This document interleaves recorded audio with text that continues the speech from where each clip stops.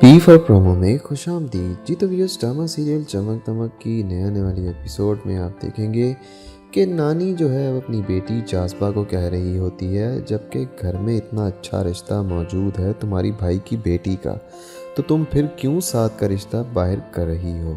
तो जाज़बा तो आगे ही लालची औरत है, तो वो नानी को यानी अपनी माँ को यही कहती है कि मैं साथ का रिश्ता किसी अच्छे घर में ही करूँगी। ये मेरी बात आप कान खोल कर सुन लें, और ये भी याद रखिएगा कि अगर मुझे कोई अमीर बेवा मिल गई तो मैं उसका फराज के साथ निकाह भी करवा दूँगी।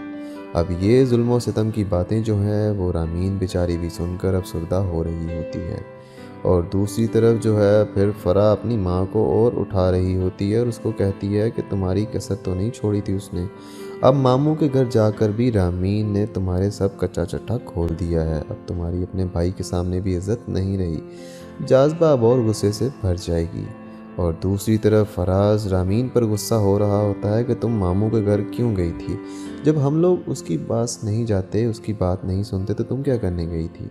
तो रामीन आगे से कहती है कि मैं उनसे मिलने नहीं गई थी, मुझे तो वो वकील के ऑफिस के बाहर मिले थे। उसके मुंह से ये बात निकल जाती है और फराज इस बात को फ़ौरन से पकड़ लेता है। वो उसको कहता है कि तुम क्या करने गई थी वकील के ऑफिस, और ये साहब उल्टा मतलब लेते हैं और अमीन को कहते हैं तुम खुला के पेपर तैयार करवाने गए थे। मैं तुम्हें नहीं छोड़ूंगा, तुम्हारे तो अच्छे भी अब इस घर से जाकर ही हटेंगे।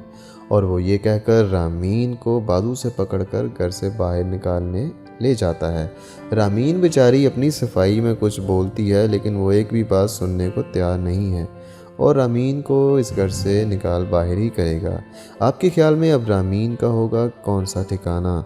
फराज के मामू के घर जाएगी या फिर दर बदर होगी? आप इसे मुतालिक हमें अपनी कीमती राय से ज़रूर आगाह कीजिएगा।